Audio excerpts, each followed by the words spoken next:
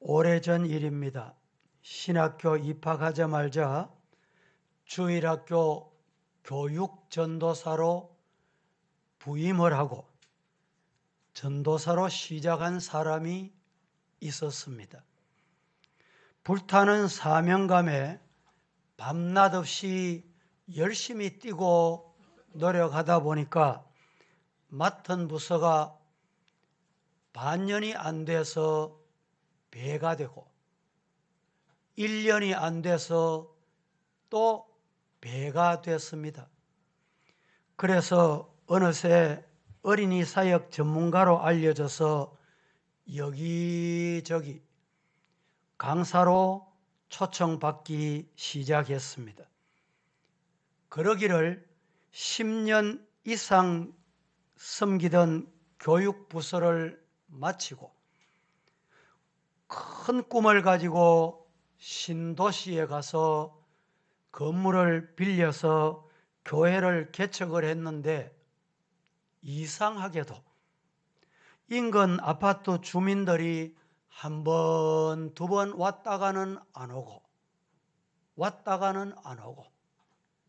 1년이 지나도 부흥이 안 되고 2년이 지나도 부흥이 안 돼. 3년 차가 됐는데도 부흥이 안 되더랍니다.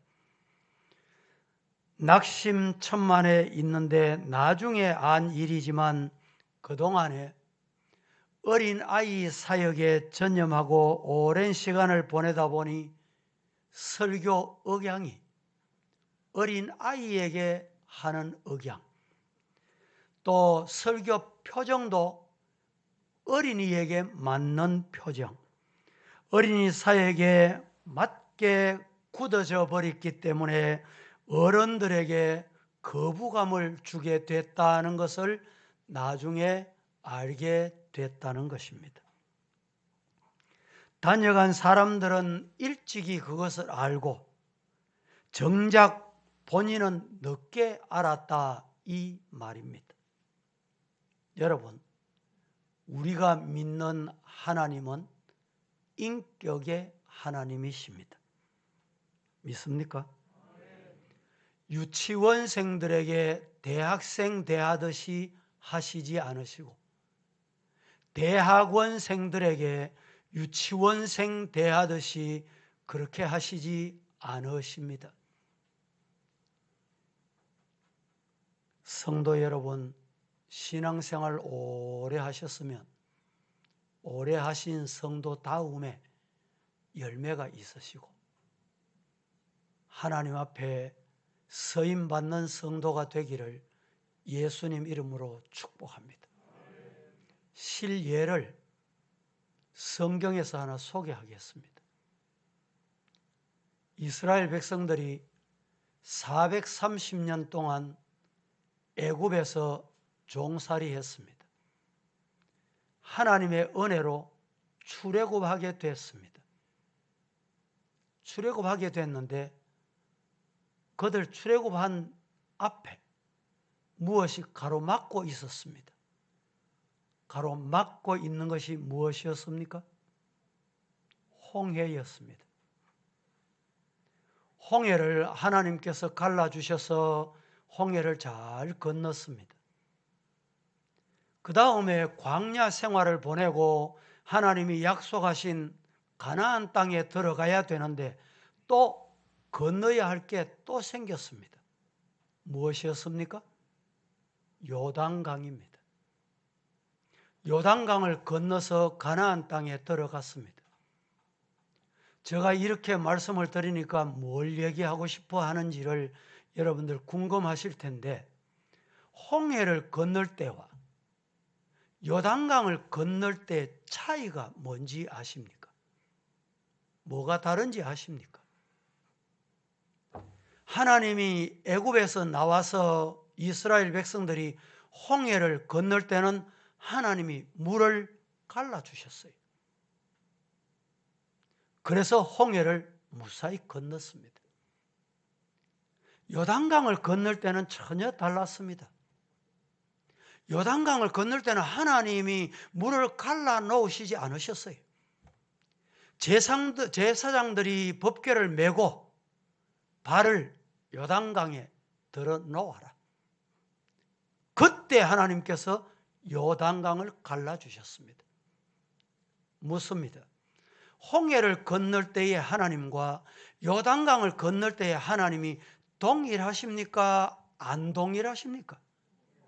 예. 동일하신 하나님이. 그런데 동일하신 하나님이 왜 홍해를 건널 때와 요단강을 건널 때 다르게 역사하셨을까요?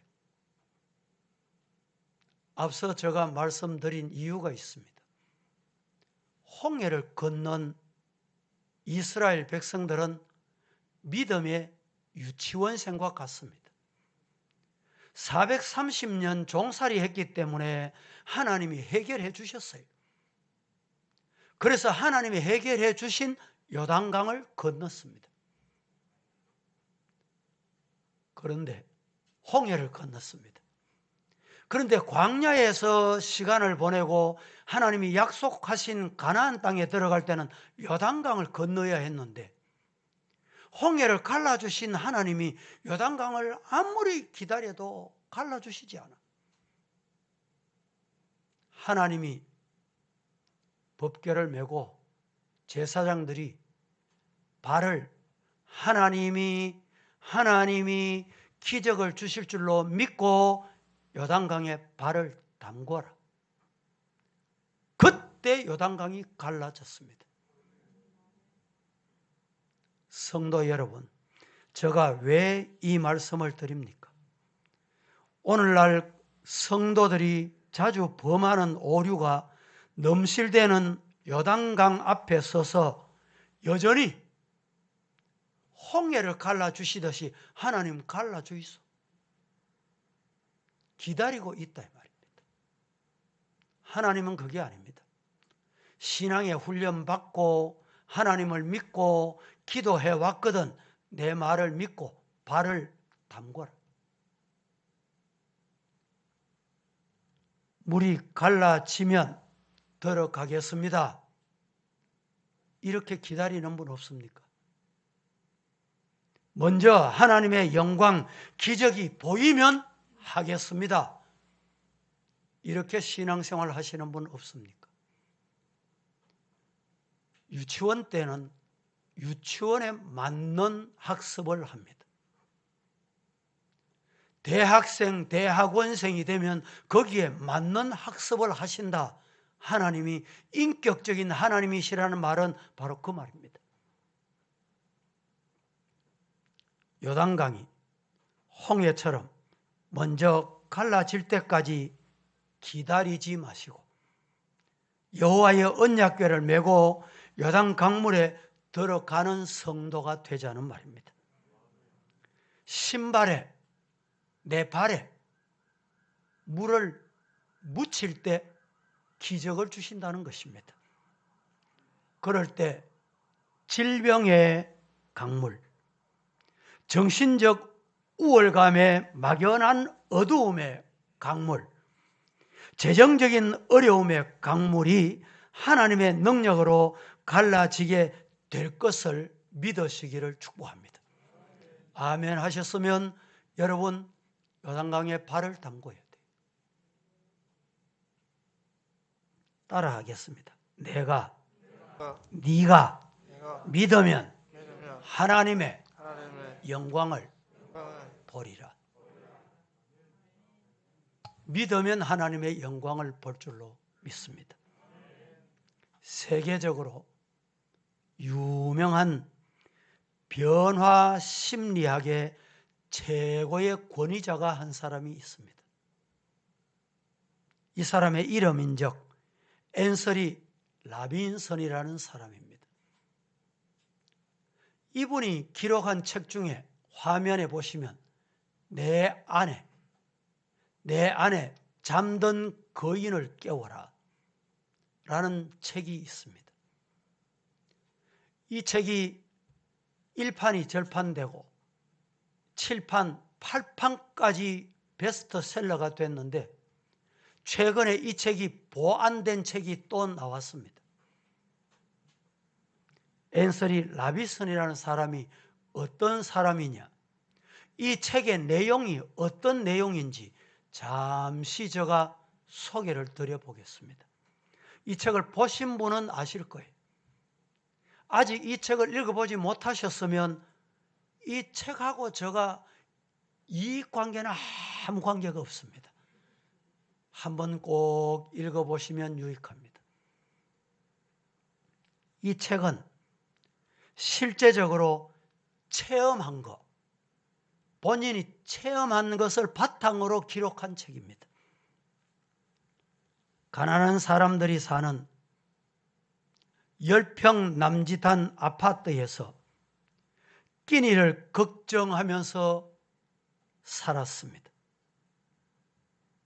배우지 못한 절망감과 누구에게도 인정받지 못하는 열등감으로 하루하루 살았습니다. 멀리 가고 싶은데 멀리 갈 수 있는 교통비가 없어 먼 길을 가본 적이 없는 사람입니다. 쓰레기통을 뒤져 입다 버린 옷이 있으면 그것을 주워다가 입고, 배가 고프면 쓰레기통을 뒤져서 혹시 버린 것이 없나 이렇게 먹고 살던 라빈슨입니다. 그런데 이 라빈슨이 국제 상공회의소가 선정한 세계에서 뛰어난 인물 10사람을 선정하는데 10대 인물 중에 한 사람이 됩니다. 생각해 보세요. 노숙자가, 거린이, 교통비가 없어 멀리 못 가는 사람이, 입을 것도 없고 먹을 것도 없는 사람이, 내가 배우지도 못했는데 어떻게 세계 10대인 중에 한 사람으로 선정이 될 수 있냐 이 말이죠. 그 계기를 이 책에서 기록해 남겨두고 있습니다. 어떤 계기냐? 얻어먹고 주워먹고 옷도 주워 입으면서 어느 날 머리에, 마음에 내가 하나님이 보내신 인생 이래 살아서 되겠냐? 라고 결심을 합니다. 결심을 합니다. 그 결심이 라빈슨의 인생을 바꿔 놓았다 이 말입니다. 내용 줄거리는 너무 간단합니다. 따라해 보실까요? 고민은 불행의 지표지만 결단은 행복의 지표다. 시작. 고민은 불행의 지표지만 결단은 행복의. 고민하십니까? 불행의 지표입니다. 그러나 결단은 행복의 지표입니다. 한 달이 지났습니다. 금년. 저는 믿기는 인간이, 사탄이, 마귀가 아무리 가로막고 진을 쳐도 하나님만 붙잡으면 된다. 그래서 한 주간 동안에 도전하자는 말씀을 드렸어요. 그 다음 한 주간은 내가 새로워져야 되겠다라는 말씀을 드린 바가 있습니다. 여러분, 성도는 어떻게 살아야 할까요? 내가 말씀대로 살리라. 하나님이 주신 말씀 붙잡고 살리라. 라빈슨이 거지에서, 거린에서, 노숙자에서 세계 10대인 중에 한 사람이 되는 건 우연이 아닙니다. 이 결단이 그 인생을 만들었듯이 우리 모두 믿음으로 살리라. 하나님의 말씀 따라 살리라. 결단하고 결심하고 기도하는 이 시간이 되기를 예수님 이름으로 축복합니다. 사람이 결단할 때 발전을 가져옵니다. 오늘 꼭 끊어야 할 것을 끊는 위대한 결단. 우리 성도 금년에는 작심삼일이 되지 않기를 바랍니다. 그때 하나님이 역사하십니다. 말씀을 믿고 요단강에 발을 담그자는 말입니다. 우리 성도들이 어떻게 살아야 하는가? 여호수아를 통해서 여호수아 24장 14절 한 절에서 우리에게 알려줍니다. 그 많고 많은 말씀을 다 우리가 기억할 수 없지만 한 절 정도를 기억하지 못할 사람이 없습니다. 오늘 이 시간에 이 14절 이 말씀을 내게 주신 말씀이다. 내 인생을 바꾸기 위해서 오늘 이 말씀을 준비하셨다. 받으시고 아멘 하셔서 기적의 주인공이 다 되시기를 예수님 이름으로 축복합니다. 오늘 본문 15절 말씀은 이렇게 말합니다. 만일 여호와를 섬기는 것이 너희에게 좋지 않게 보이거든 너희 조상들이 강 저쪽에서 섬기던 신들을 섬기든지 또는 너희가 거주하는 땅에 있는 아모리 족속의 신들을 섬기든지 너희 섬길 자를 오늘 택해라. 여호수아가 그리고 난 다음에 이렇게 말 나와 내 집은 나와 내 가족은 여호와 하나님만 섬기겠노라. 오늘 우리 성도 여러분 코로나 오미크론 3만 명이 넘고 10만 명이 될 수 있다 이렇게 아우성이고 교회들이 두려워하고 염려하지만 여러분 하나님이 함께 하시면 감염돼도 확정돼도 이길 수 있다 믿으시고 이 자리에 오고 싶지만 확진돼서 오지 못하는 성도님들도 계십니다. 오늘 유튜브로 예배 참여한 성도 여러분 하나님이 치료해 주시면 어느 누구보다도 빨리 건강 회복할 줄로 믿습니다. 우리는 코로나가 와도 오미크론이 확산돼도 나와 내 집은 여호와만 섬기겠노라. 하나님께 예배하겠노라. 이 결심이 우리 성도들의 결심이 되시기를 예수님 이름으로 축복합니다. 그러면 오늘 본문을 통해서 우리 성도는 어떻게 살아야 하는가? 3가지로 말씀을 드려보겠습니다. 첫째, 성도는 하나님을 경외하며 살아야 합니다. 한 번 더 말씀드려볼까요? 우리 하나님의 자녀된 성도는 하나님을 경외하며 살아야 합니다. 시작.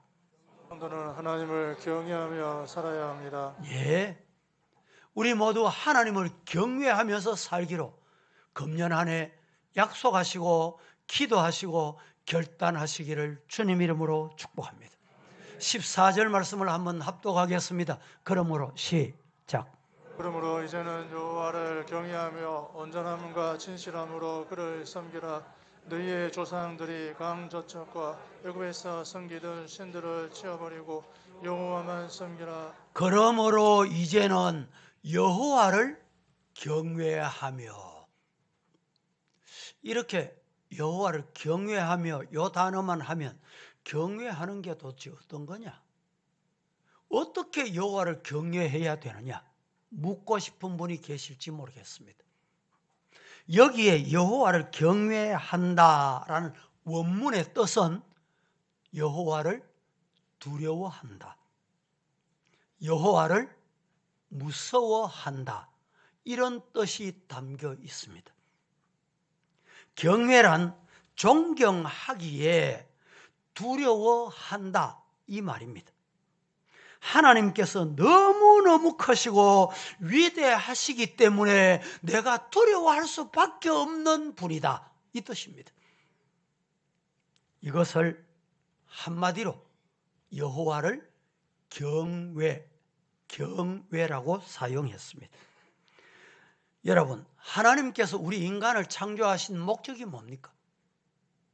인간의 제일된 목적은 여호와를 경외하며 그를 영원토록 즐거워하는 것이다. 즉 하나님이 우리 인간을 지으신 목적, 하나님이 우리 인간을 창조하신 이유, 영광 받으시고 경외를 받고 싶은 거예요. 성도 여러분, 우리 모두 여호와만 경외하시기를 예수님 이름으로 축복합니다. 경외하지 않는 것은 자식이 부모를 인정 안 하는 것과 같은 거예요. 짐승은 자식이라도 부모라도 먹을 것 줘보세요. 먹을 것 앞에는 자식도 없고 부모도 없어요. 이게 짐승입니다. 하나님이 우리는 인격적으로 만드셨어요. 우리는 하나님을 경외하는 이 신앙을 주님 부를 때까지 변치 않고 간직하고 지킬 수 있기를 주님 이름으로 축복합니다. 말하는 것과 모든 몸가짐과 행동이 경외하는 사람다워져야 합니다. 존경하는 분 앞에 가면 말이 다릅니다. 자세가 다릅니다. 왜? 존경하기 때문에 두려운 거예요. 여러분, 우리 하나님은 살아계십니다. 우리 하나님은 전능하십니다. 우리 하나님은 저와 여러분의 속까지 다 환히 들여다보십니다. 들여다보실 뿐만 아니라 다 아십니다. 그래서 사람은 외모로 취하지만 하나님은 중심을 보신다고 하셨습니다. 여러분, 중심 보시는 하나님 앞에 내가 오늘 주일인데 예배 드리러 가야지. 그러면 마음과 뜻과 정성을 다해서 예배 시간에 늦지 않도록 미리 와서 기도하고 준비하는 것은 어디서 나오는 거냐? 여호와 경외할 때만이 가능합니다. 여러분에게 묻습니다. 혹시 예배 시간에만 좀 긴장이 되십니까? 아니면 그냥 쉽게 말하면 해산 풀어 가듯이 편안하게 눈 감고 자자, 쉬자 이런 분은 없으시죠? 예배 시간은 긴장하셔야 됩니다. 왜? 존경하고 존귀하신 분 앞에 앉아있기 때문에. 그래야 졸음도 안 오고 예배를 예배답게 하나님께 드릴 수 있게 되는 것입니다. 이스라엘 백성들이 애굽 땅에서 요사이로 말하면 인권은 상상도 못했습니다. 사람이 짐승 부리듯이 부림을 당하고 살았습니다. 그런데도 여러분 기억하세요. 사람이 가는 길을 막아도 하나님이 복 주시면 복이 임합니다. 이스라엘 백성들이 자녀를 얼마나 잘났는지, 얼마나 건강한지, 새벽부터 밤늦게까지 일을 시켜도 그렇게 노동을 해도 건강해요, 건강. 그래서 이스라엘 백성들이 숫자가 많아졌습니다. 바로 왕이 곰곰이 생각을 하다가 이대로 둬서는 안 되겠다. 왜? 이스라엘 숫자하고 애굽 숫자하고 비슷해지면 저 이스라엘 백성들이 뭉쳐서 자기들 혹시 공격해 올까 봐. 그래서 무서운 악법을 만듭니다. 그 악법이 뭡니까? 왕이 말하면 그게 법이에요. 산파들을 불렀습니다. 너희들에게 지금 파송하는데 어디로 파송하느냐? 이스라엘 백성들에게 파송을 하는데 이스라엘 백성들 자녀를 낳을 때쯤 되거든 도와준다 하고 도와주러 가거라. 도와주러 가서 딱 보고 아이가 태어나거든 남자거든 남아가 태어나거든 그 자리에서 죽여라. 무서운 명령을 받아서 이 산파들이 파송을 받았습니다. 이스라엘 백성들에게 가서 자녀를 낳는데 아들을 낳았어. 안 죽이고 살려줍니다. 안 죽이고 또 살려줍니다. 불렀습니다. 어찌 된 일이냐?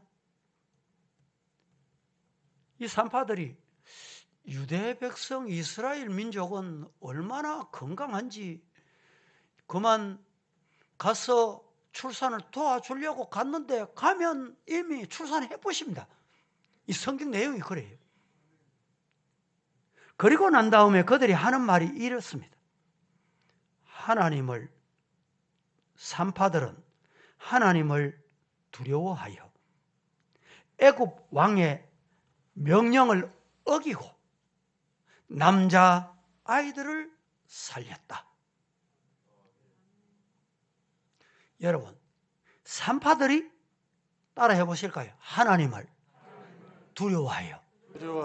여기에 두려워하여라는 요 단어가 오늘 여호수아서 24장 14절에 여호와를 경외라는 단어와 동일한 단어예요.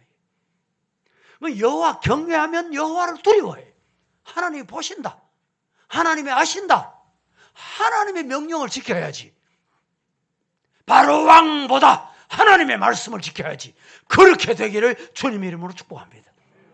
여러분 하나님을 진짜 경외하는 저와 여러분 되시기를 축복합니다. 시편 34편 9절에 한번 합독하겠습니다. 시작. 이 성도들아 여호와를 경외하라. 그를 경외하는 자의 부족함이 없도다. 너희 성도들아, 오늘 저와 여러분을 향해서 하시는 말씀이에요. 너희 성도들아 여호와를 어떻게 해라? 예, 여기 경외하라는 말이 두려워해라는 거예요. 여호와를 경외하는 자에게는, 여호와를 두려워하는 자에게는 뭐가 없어요? 부족함이 없다. 우리 성도들 금년 한 해 여호와를 경외하시고 여호와를 두려워하시오. 하나님이 공급하시는 것으로 부족함이 없는 축복의 한 해가 되시기를 예수님 이름으로 축복합니다. 두 번째, 성도는 하나님을 경외하며 살아야 됩니다. 두 번째는 성도는 하나님을 온전히 섬기며 살아가야 합니다. 성도는, 오늘 저와 여러분은 하나님을 온전히 섬기며 살아가야 합니다. 시작. 성도는 하나님을 온전히 섬기며 살아가야 합니다. 14절 말씀 한 번 더 봉독합니다. 그러므로 시작. 그러므로 이제는 여호와를 경외하며 온전한 마음과 진실함으로 그를 섬기라.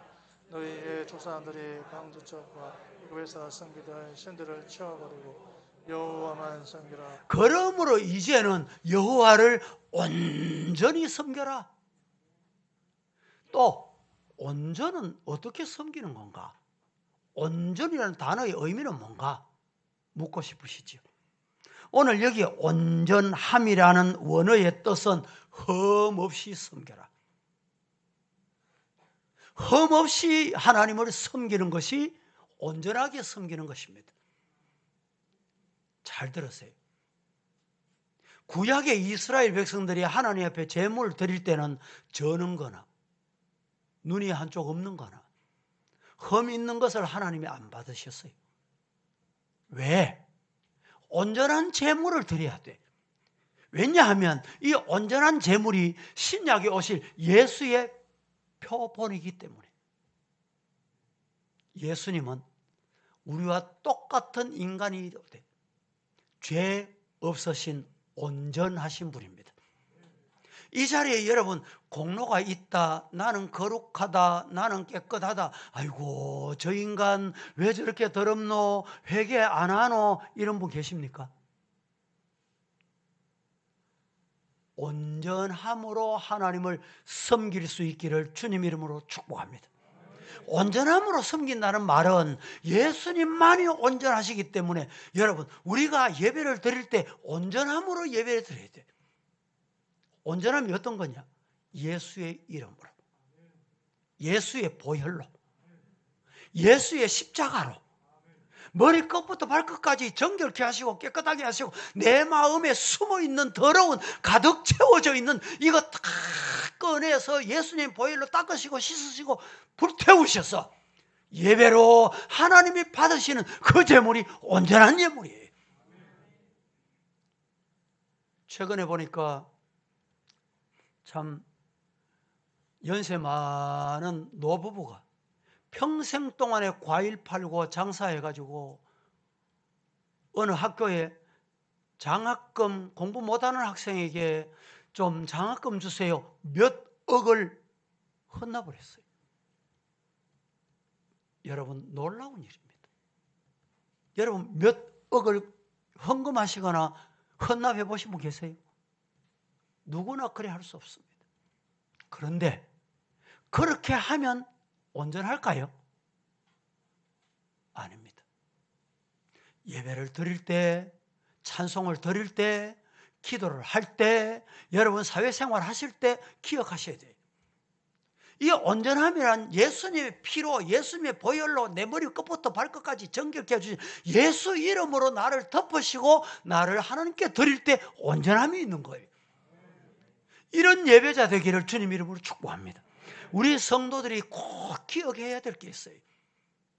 첫째는 언행이 온전해야 돼요. 언행이. 말하는 거하고 속하고 다른 거 하나님이 아신다 했잖아요. 언행이 온전하지 않으면 안 돼요. 두 번째는 가정생활이 온전해야 돼요. 세 번째는 사회생활이 온전해야 돼요. 직장생활, 뭐 내 예수 믿는 거 아무도 모르지.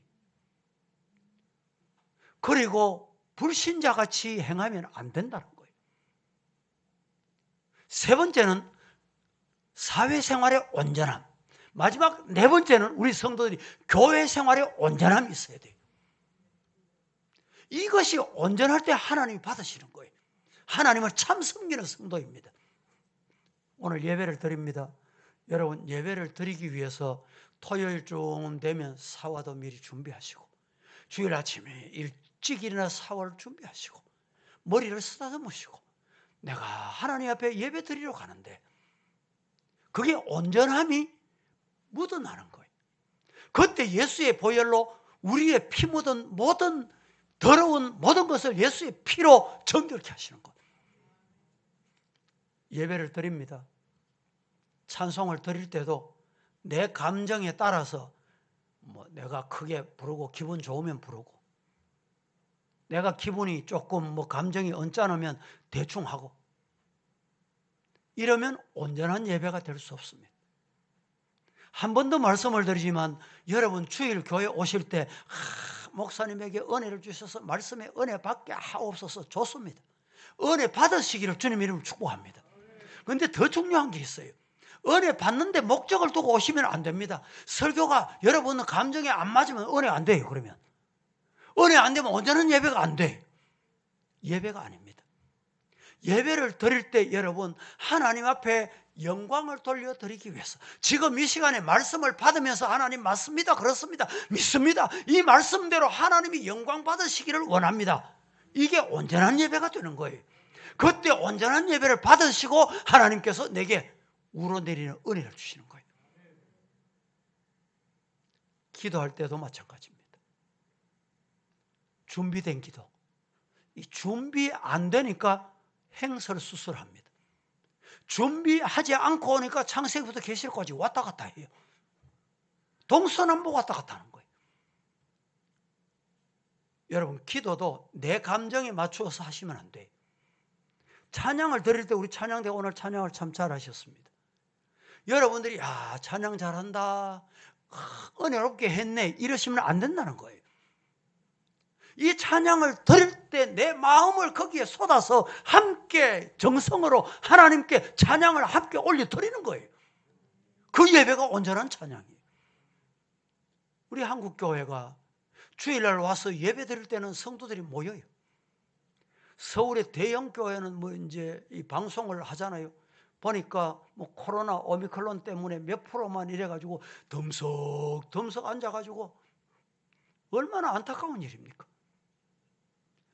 우리 성도들이 예배에 생명을 걸고 우리 성도들 참 이렇게 주일마다 1부 예배, 2부 예배, 3부 예배까지 또 우리 청년들 예배, 오후 예배 너무너무 감사해요. 혹시 목사님이 염려할까 봐 미리 제가 이런 이유로 못 갑니다. 확진 사정 때문에 못 갑니다. 확진자 접촉 때문에 못 갑니다. 얼마나 감사해요. 그러면 영상으로 예배 드리세요. 여러분 교회 성도들이 중직쯤 되면 주일을 비우고 주일 못 나올 때쯤 되면 목사가 염려하고 하나님 앞에 또 기본적으로 보고는 하고 그 정도 영적인 수준은 갖추어야 돼요. 왜 그러냐? 온전한 예배여야 됩니다. 우리가 주일마다 예물을 드리죠. 헌금을. 여러분 다 준비해서 헌금을 드리죠. 과거에 제가 어릴 때 저희 어머님이 야야야야 헌금은 그냥 하면 안 된다. 이래가지고 어떨 때는 지폐를 다리미질 해가지고 깨끗하게 다리미질하고 또 하고 또 하고. 왜 그럴까요? 중심을 보시는 앞에 온전한 예배, 온전한 헌금. 성경 한번 보겠습니다. 고린도후서 9장 4절 시작. 꼭 마게도냐인들이 나와 함께 가서 너희가 준비하지 아니한 것을 보면 너희는 고사하고 우리가 믿었던 것에 부끄러움을 당하기에 두려워하노라. 혹 마게도냐인들이 나와 함께 가서 너희가 준비하지 아니한 것을 보면 너희는 고사하고 우리가 이 믿던 것에 부끄러움을 당할까 두려워하노라. 제가 설교하기 위해서 원고를 늘 준비합니다. 물론 이 원고를 완전히 다 외울 수 있으면 좋죠. 아나운서들이 앞만 보고 하지요. 요사이는 영상이 좋아가지고 영상 앞에 자막이 다 나갑니다. 다 나가요. 앞으로 교회도 아마 그런 게 도입될 가능성이 있습니다. 이 준비 없이 준비 없이 하면 온전한 예배가 되지 않는 거예요.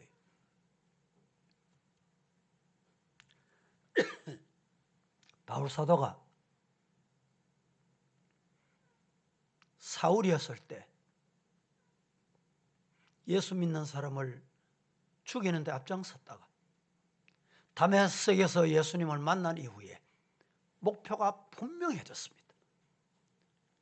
그분을 위해서 성경 한번 보실까요? 빌립보서 3장 12절에서 14절까지 시작. 내가 이미 얻었다 함도 아니요 온전히 이루었다 함도 아니라 오직 내가 그리스도 예수께 잡힌 바 된 그것을 잡으려고 달려가노라. 형제들아 나는 아직 내가 잡은 줄로 여기지 아니하고 오직 한 일 즉 뒤에 있는 것은 잊어버리고 앞에 있는 것을 잡으려고 뼈대를 향하여 그리스도 예수 안에서 하나님이 위에서 부르신 부름의 상을 위하여 달려가노라. 푯대를 향해서 그리스도 예수 안에서 하나님이 부르신 부름의 상만 바라보고 달려간다. 이게 온전함이에요.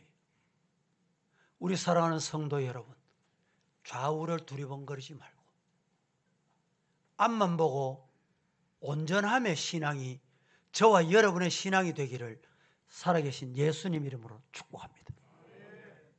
세 번째, 성도는 하나님을 경외함으로 살아야 되고, 두 번째는 성도는 하나님을 온전히 섬겨야 하고, 셋째는 성도는 하나님을 진실하게 섬기며 살아야 합니다. 성도는 하나님을 진실하게 섬기며 살아야 합니다. 다 같이 시작. 성도는 하나님을 진실하게 섬기며 살아가야 합니다. 우리 주변에는 진실하지 못한 사람이 참 많습니다. 그러나 하나님을 믿는, 신실하신 하나님을 믿는 하나님의 자녀된 성도는 진실하고 신실하고 성실하게 살아야 합니다. 오늘 본문에 진실함, 이 진실함의 뜻이 원어에 진실함, 진실함으로 그를 섬겨라. 이 말은 흔들리지 않음, 확고함, 이렇게 섬겨라, 이런 뜻이 담겨 있습니다. 진실함으로 섬기고 확고함으로 섬기십시다. 신앙이 왜 흔들립니까? 확고함이 없기 때문에 흔들립니다. 믿음이 흔들리는 이유는 이 확고함, 진실함이 없기 때문에. 오른쪽으로 갈까? 왼쪽으로 갈까? 이 사람 따라갈까? 저 사람 따라갈까?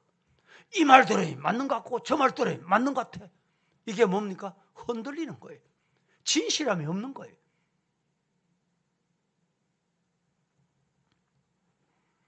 사울은 욕심을 이기지 못하고 욕심에 흔들렸습니다. 결국에는 하나님께서 그를 패하시고 그를 버리고 마셨습니다. 우리 사랑하는 성도 여러분, 유혹이나 욕심에 흔들리지 마시기를 예수님 이름으로 축복합니다. 이게 진실함이에요. 예수님을 제자로 3년이나 따라다녔던 제자 중에 가룟 유다는 사탄의 말을 듣고 흔들리기 시작합니다. 드디어는 은 30을 받고 자기의 스승을 팔아넘기는데 앞장섭니다. 왜 그럴까요? 사탄의 말에 흔들려서 그렇습니다. 바울과 함께 동역했던 데마라는 사람이 있습니다. 데마가 바울을 따라다니다 보니 바울 목사 곁에는 뭐 유익이 없겠다. 바울 따라가다가는 내가 손해보겠다. 세상에서 오라니까 손짓하니까 유혹에 끌려서 갔습니다. 그래서 데마는 바울을 버리고 어디로 갔습니까? 세상으로 갔어요. 이 진실함이 없기 때문에 흔들리는 겁니다. 예수님 붙잡은 사람은 흔들리지 않습니다. 구약 성경에 다니엘 보세요. 포로로 붙잡혀 갔습니다.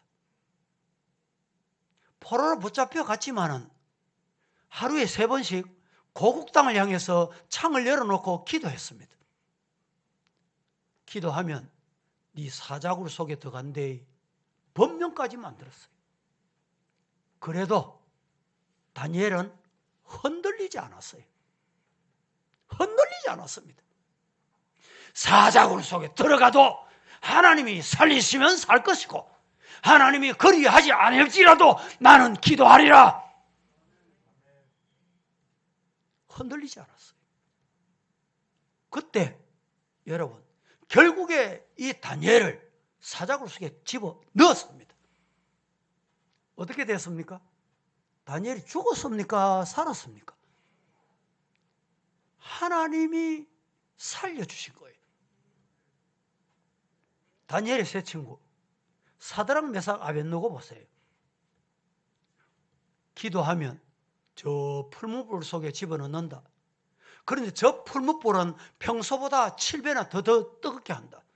보통 풀무불이 뭐 몇 도나 되는지 모르지만 100도라고 합시다. 100도. 7배나 더 뜨거우면 700도고. 그래서 이 세 친구는 흔들리지 않았어요. 드디어 이 세 친구를 잡아다가 풀무불에서 집어넣었습니다. 집어넣었던 군사들은 다 죽었어요. 그런데 다니엘의 세 친구 사드락 메삭 아벳느고는 머리털 하나 상하지 아니하고 세 사람을 집어넣었는데 4사람이 풀무불 속에서 찬송 부르며 빙글빙글 돌고 있더라. 많은 신학자들이 신약에 오실 예수님이 그때 그들을 함께 하셨다. 성도 여러분, 어떤 환경이나 사람이나 유혹에 흔들리지 않는 것이 진실함입니다. 말씀이면 된다. 말씀대로 살면 된다. 손해봐도 말씀 따라가면 돼요. 손해본 대로 얼마나 손해보겠어요. 뭐 물질적으로 손해볼 거고, 뭐 일시적으로 손해 좀 보고, 명예에 좀 손해 좀 볼 거고, 하나님이 다 책임져 주세요. 이게 진실함입니다. 황해도 소래마을에 복음화가 이루어진 것은 전적으로 그 당시에 예수 믿는 초신자 한 사람이 있었는데, 그 사람이 누구냐? 서상윤이라는 초신자입니다. 성도예요, 성도.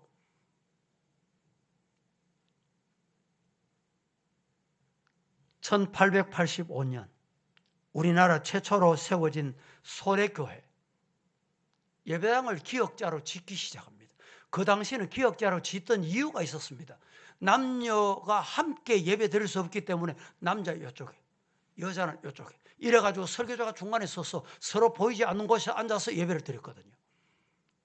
이 소래교회를 건축하다가 재정이 부족해. 더 이상 교회를 건축할 수가 없어. 서상윤이라는 성도가 내 집, 그 당시에는 지을 때 이렇게 콘크리트 뭐 몇 층까지 이런 게 없잖아요. 기와집을 지었잖아요. 그것을 지금 모형을 따가지고 와가지고 이제 황해도였기 때문에 그걸 볼 수 없잖아요. 볼 수 있도록 하기 위해서 우리 총신신대원 양지에 모형을 만들어 놨습니다.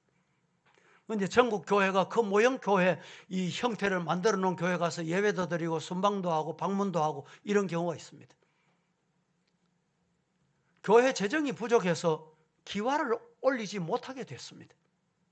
그때 서상윤이라는 이 성도가 우리 집을 뜯어가지고 우리 집의 기와를 교회로 옮기자, 이래가지고 교회 짓는데 완성하게 됐다는 거예요. 여러분, 한국교회가 그냥 말만 한국교회 저절로 된 게 아닙니다. 이런 헌신적이고 순교적인 신앙을 가지고 있다가 하나님 앞에 제물로 드린 이것 때문에 우리 한국교회가 오늘까지 하나님의 역사를 눈으로 보게 되는 것 믿으시기를 축복합니다. 우리가 기억해야 될 게 있어요. 아무리 사람을 의지해도 하나님이 너 필요 없다 이러면 끝입니다. 사람으로부터 제 아무리 여러분 핍박과 유혹과 시험과 조롱을 받아도 하나님이 너는 내 것이야, 너는 내 자녀야, 너는 내가 책임질게, 이러면 여러분 하나님의 놀라운 기적의 주인공이 될 줄로 믿습니다. 오래된 이야기인데 이 이야기로 말씀을 결론을 내립니다. 영국에 가면 영국 런던에 템스라는 강변이 있습니다.